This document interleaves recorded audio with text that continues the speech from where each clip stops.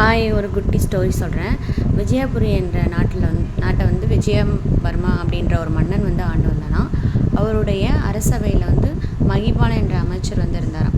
நகைச்சுவை உணர்வும் புத்தி கூர்மையும் நிறைந்த அவர் வந்து சமயத்துக்கு ஏற்ற மாதிரி பேசுகிற ஆற்றல் வந்து அவர் கிட்ட இருந்துச்சான். ஆனால் வந்து அவரோட தோட்டத்தில் வந்து எப்படின்னா மிகவும் ரொம்ப குள்ளமான மனிதரான். ஒரு சமயம் வந்து என்ன பண்ணார்னா, மன்னர் விஜயவர்மன் வந்து அவரை வந்து பக்கத்து நாட்டில் இருக்கு தூதராக வந்து அனுப்பிச்சிருக்காரு. அப்போ அந்த நாட்டு அரசன் பிறர் மரம் புண்படும்படி பேசுவதில் ரொம்ப வல்லவர்.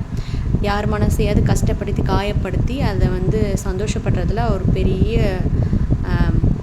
பெரிய தைரியசாலி, அந்த மாதிரி ஒரு கேரக்டர் அவர். அப்போ வந்து அதில் வந்து அவருக்கு ஒரு ஆனந்தம், ஒரு மகிழ்ச்சி அந்த மாதிரி. அப்போ வந்து இந்த தூதுவராக போன அந்த அமைச்சர் என்ன பண்ணார், மகிபாலன் ரொம்ப குள்ளனாக இருக்கிறத பார்த்து அவருக்கு வந்து ரொம்ப மகிழ்ச்சி தாங்கலை. அதாவது பக்கத்து நாட்டு அரசர், ஏன்னா மற்ற மனம் புண்படும்படி பேசி தானே அவருக்கு பழக்கம். ஆஹா, நம்மக்கிட்ட ஒருத்தன் வசமாக சிக்கிக்கிட்டான், இன்றைக்கி அவனை வச்சு காய்ச்ச போகிறோம் அப்படின்ட்டு அவன் மனசுக்குள்ளே நினச்சிட்ருக்காரு. அந்த அமைச்சரை வந்து பார்த்து தூதுவனாக அனுப்ப உன்னை விட சிறந்த ஆள் கிடைக்கவில்லையா அப்படின்ட்டு ரொம்ப நக்கலாக கேட்டாராம். உடனே அவருக்கு என்ன பண்ணதுன்னே தெரியல. இந்த மாதிரி பேசும்போது உடனே என்ன பண்ணிட்டாருன்னா, இவ்வளவு குள்ளமாக இருக்கும் உன்னை போய் யார் தூதுவனாக அனுப்பியிருக்கிறாரே, உங்கள் மன்னருக்கு வந்து அறிவில்லையா அப்படின்னு சொல்லிட்டு ஒரு மாதிரி நக்கலாக கேள்வியை கேட்டிருக்காராம். உடனே இந்த பேச்சை கேட்ட அமைச்சருக்கு மகிபாலனுக்கு வந்து ரொம்ப கோபம் தலைக்கேறிச்சான். இருந்தாலும் வந்து சூழ்நிலை என்ன அப்படின்ட்டு புரிஞ்சுட்டு அவர் என்ன பண்ணாராம்,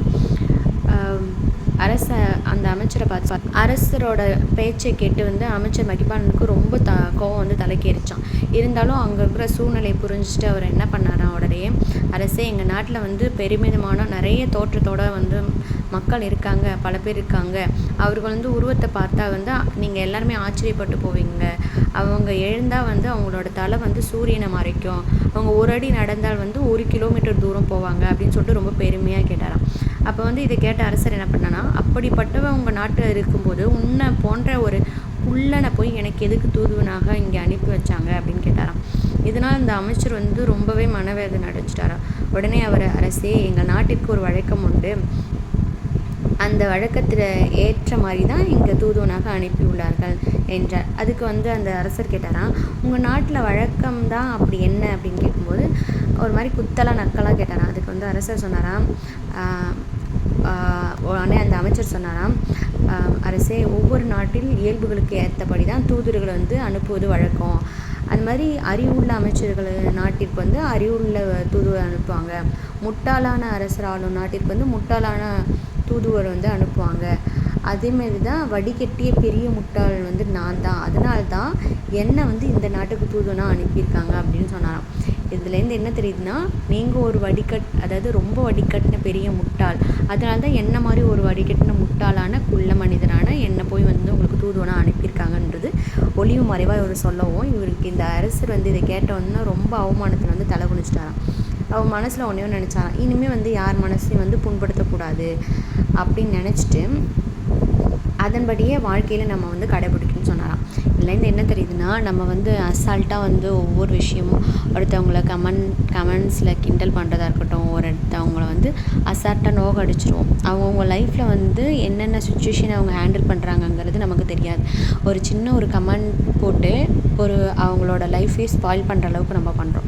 நம்மளுக்குன்னு நிறைய வேலை இருக்குது, நமக்குன்னு நிறைய லைஃப் இருக்குது. நம்மளோட லைஃப்பை பார்த்து நம்ம போயிட்டு முடிஞ்ச அளவுக்கு மற்றவங்கள சந்தோஷப்படுத்தி பார்க்கணுமே தவிர, அடுத்தவங்களை வந்து காயப்படுத்தியோ குத்தி காட்டியோ அவங்கள வந்து அவதூறாக பேசி அதில் வந்து சந்தோஷப்படுறதுல எந்த பிரயோஜனமும் கிடையாது.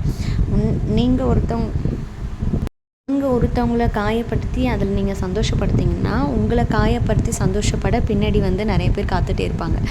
இது வந்து ஒரு உலகம் வந்து உருண்டைன்னு சொல்லுவாங்கள்ல, உன்னை ஒருத்தவங்க மிதித்தாங்கன்னா நீ ஒருத்தவங்களை மிதிச்சின்னா உன்னை மிதிச்சுட்டு போகிறதுக்கு பின்னாடி 2 பேர் காத்துட்ருப்பாங்க. அந்த மாதிரி தான். ஸோ முடிஞ்ச அளவுக்கு யார் மனசையும் புண்படுத்தாமல் லைஃப்பில் வந்து நகர பாருங்கள். உங்களால் முடிஞ்ச அளவுக்கு மற்றவங்களை சந்தோஷப்படுத்தி சிரிக்க வைங்க. இல்லைன்னா கஷ்டப்படுத்தி காயப்படுத்தி படுத்த வேணாம்.